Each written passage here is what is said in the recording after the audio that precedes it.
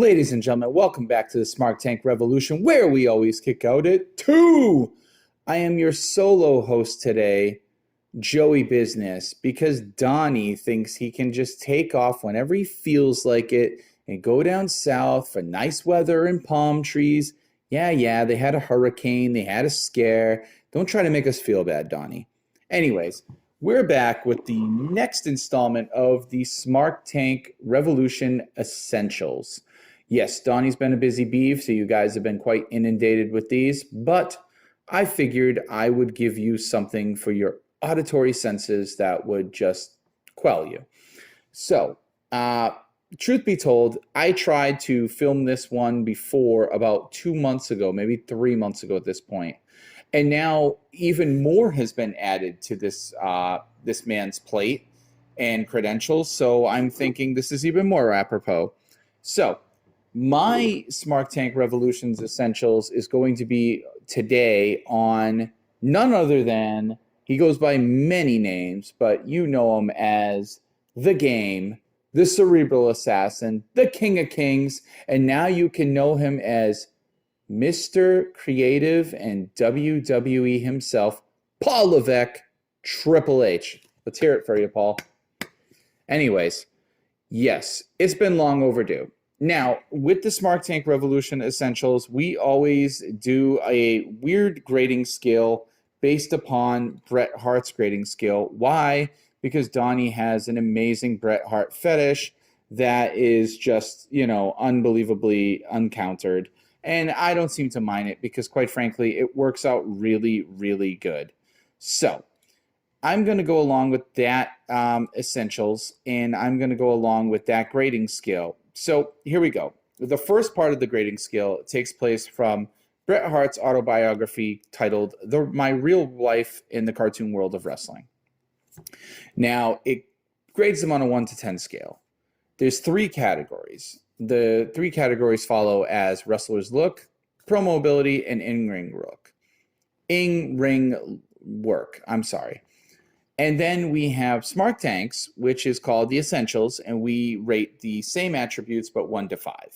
And it's innovative effectiveness, classic matches, classic rivalries, and defining and redefining moments, which is always my favorite. And you're going to see why once again. So with Triple H, here we go. The first thing is wrestler's look. Well, you can take him all the way back from the Paul Levesque days of the Blue Blood, of the Hunter Hearst Helmsley character, to even Terra Rising in WCW. The man always had the look of a wrestler. You never did look at him and go, yeah, I don't buy that. I don't think he's, what he's saying he is. No. Whether he was the Greenwich Blue Blood, whether he was a mid-carder, whether he was a curtain jerker, or whether he was the absolute best at what he does, no discredit to Wolverine, he's always had the look of a wrestler. You've always bought him as a wrestler. At least I always have, whether it was DX or the jacked up version of him in 2002 to the Authority. I've always bought him as a wrestler. I've always looked at him and said, yep, absolutely, 110%. So for wrestler's look, we score it from 1 to 10 according to Bret Hart. I'm going to give him a perfect 10. He gets a straight out 10. In any incarnation I've seen him, you buy him as a wrestler. There's no question. He has that look. He has the appearance. His presentation has obviously changed throughout those gimmicks and incarnations.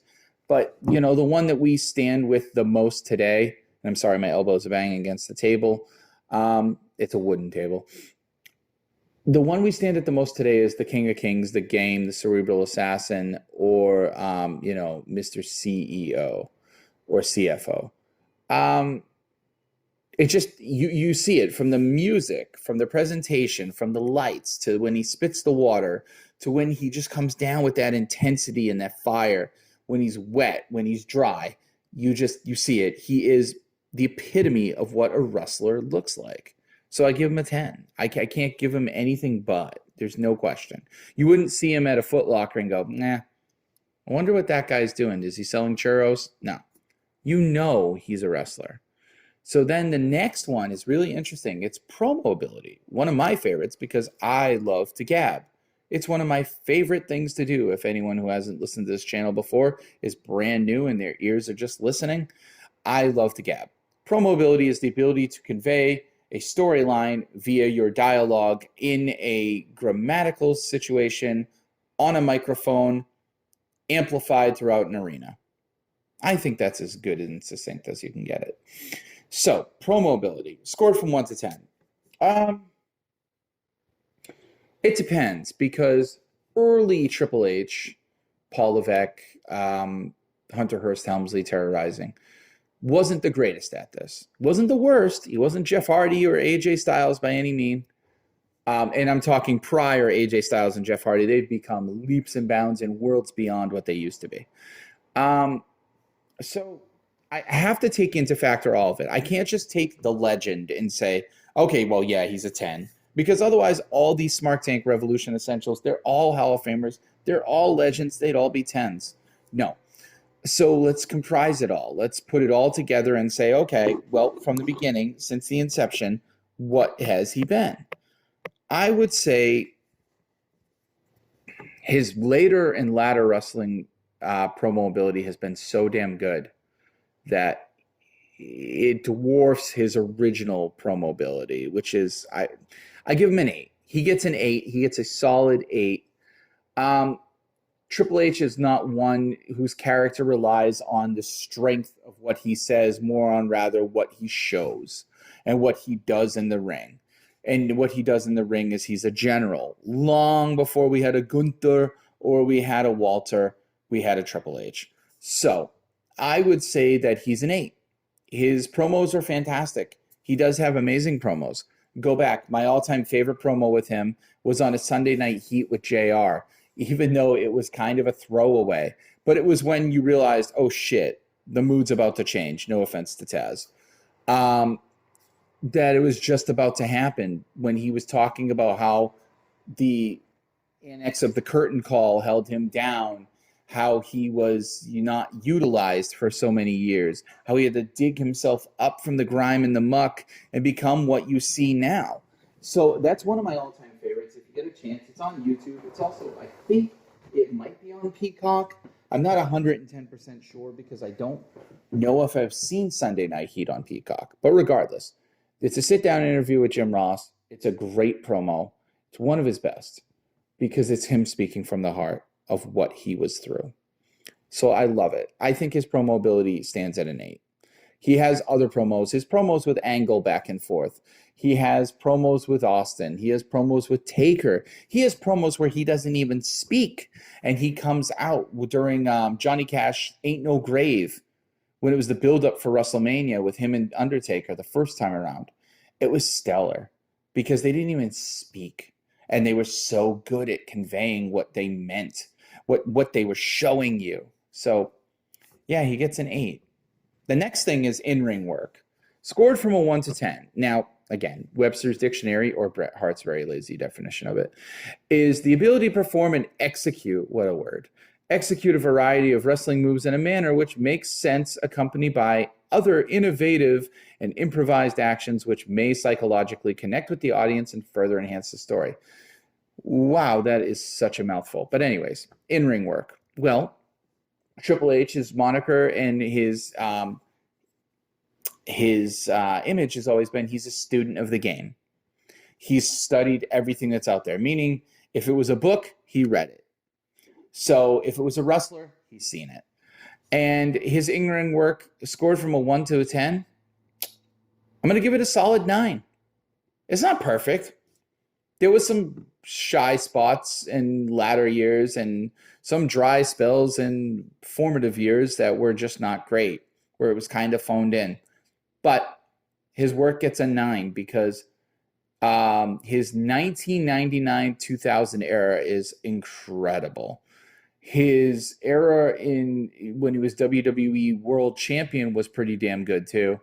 And then you've got his latter stuff with Roman, Brock, and the like of, those characters, which was really good. There was some stuff in between, which was like, wasn't 100% perfect, which is why we're being critical, because we're allowed to be critical, because this is our show.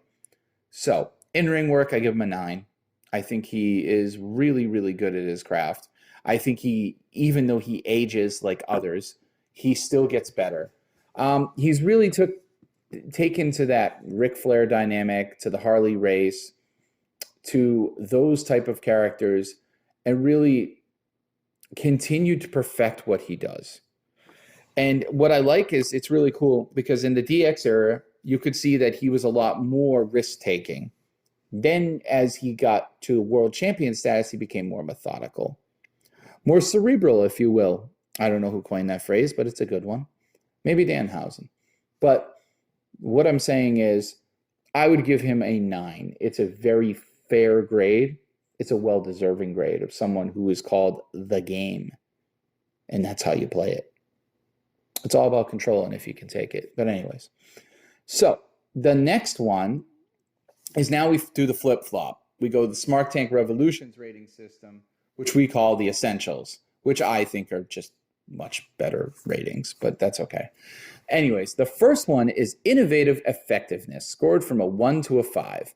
And what it breaks down to is the ability to work as a babyface or a heel, which means a good guy or a bad guy. This one's interesting. Triple H is infinitely, in my opinion, just my humble opinion, much better as a heel. He's a born heel. He's fantastic as a heel. He's believable as a heel. That doesn't discount that he is a tremendous babyface. When he's booked very well, he's a tremendous babyface. If you ever want to hear a pop louder than your grandpa's knee, go to the Madison Square Garden, I believe, Raw to January 2002, return of Triple H. I might not have the date, I might not have the venue, and I might not even have the month right, but I think it's around that era. When Triple H returned from his quad tear, that was the most unreal pop I've heard in so long. I'm talking it rivaled that of Hulk Hogan. It rivaled that of Stone Cold Steve Austin in his best day. It rivaled that now of current wrestlers that are just insanely over, like CM Punk in Chicago, like MJF in Long Island, like Daniel Bryan, and just the likes of those many, many, many, or Roman Reigns anytime he comes to the table. Just the dinner table, not even the regular table. But I would say that pop was incredible. So that showed you that he was a very viable baby face, that he wasn't just a vanilla guy who, we can only work him as one style. No, you could work him as a baby face, and people got behind him, and they loved to get behind him. I loved Triple H in 2002. I thought he was fantastic. I thought the storyline with Jericho, Triple H, and the dog, and Stephanie and the divorce sucked goats. That was the issue. It was nothing to do with Triple H's viability as a babyface, because he is great. So, that being long-windedly said, I will give him a 4 on the scale of 1 to 5. A little bit of work to be done. He's not perfect, but I give him a 4. I think he has incredible potential. And again, he's a Hall of Famer. He's a first ballot champion. He is an icon. He is a persona. He is a legend. So why wouldn't he have these kind of marks, right? Right. Let's move on. Classic matches, classic rivalries. Scored from a 1 to 5. 5. I'm giving him an absolute 5. I don't even have to list off the rest of what I'm going to say, but I'm going to do it anyway for your pleasure. It's a 5. He has so many rivalries that are just absolutely credible. Let's just go through them. The Rock, from the DX days to the Nation days to the corporate days to the two-man power trip to the McMahon-Helmsley era. It might not all be in that sequence, but those are just amazing. The Rock, Mick Foley, thorough, incredible matches. One of my all-time favorite matches is the Royal Rumble 2000, where Mick Foley and him fought in a street fight match. Just unreal. I think it's far better than the Hell in a Cell. I know people like the Hell in a Cell, but Hell in a Cell was too overly produced in my view. It was still fantastic, but God, the organicness of the street fight match was phenomenal. And then you have Austin. You have the 3 stages of hell. You have it was me, Austin. It was me all along. You have that era. You have down the road with Kurt Angle. You have him with Benoit. You have him with Jericho. You have him with Randy Orton. You have him with John Cena. You have him with Shawn Michaels. You have him with Brock Lesnar. You have him with CM Punk. You have him with Roman Reigns. You have him with Seth Rollins. You have him with any single person you choose. He's a utilitarian player. Not only is he a utilitarian player, he's the guy that you want in your toolbox. He is so damn good. He made it a catchphrase. You might have heard of it in the late 90s. But he's just unreal. I mean, I have been a fan of Triple H since 1998. When he took the reins from Shawn Michaels and DX, no one thought it was going to be a success. Everyone said, oh man, here comes second fiddle. No. Showed you what second fiddle can do. You don't even think about top tier without thinking of Triple H now. And that's just incredible. I mean, those matches go on anyway. Oh God. I mean, he has a match with Hulk Hogan that's decent, but he has matches with just about everyone. He has underrated matches with Jeff Hardy that I consider some of my favorite. No Mercy 2009. And then he has a Sunday Night Heat in 1999, which for the IC title, which is still one of my favorites to this day. He also has a feud with Batista. You might have heard of the guy. He plays in some ragtag group called the Guardians of the Galaxy. No discredit to Marvel. I'm a huge Marvel head. But no, I mean, he gets a 5. I'm sorry. He gets a 5 for classic matches, classic rivalries. You can't give him anything but. Now, and that's me rubbing my hands together if you can't hear it, and the sound of my apartment is not amplifying the space that I'm in, which is big. But anyways, redefining moments, the final, the coup de grace of what we do. Listen, it's scored from a 1 to 5. It's a 5. It's an automatic 5. Now, unlike classic matches and rivalries, I don't really have to dig deep. This is just a fact, people. This is an absolute fact. If it says the career-defining moments of a wrestler, okay, we can take that as career. We can take that as wins, losses. We can take that as title reigns. We can take that as stage presence. We can take that as marketability, or we can take that as changing the face of the business as you know it. Now, I touched upon this with Cody Rhodes a long while back in one of my essentials, and I said that Cody Rhodes starting and becoming an opening partner in AEW was one of the biggest things he could have ever done for his career, his legacy, and the like.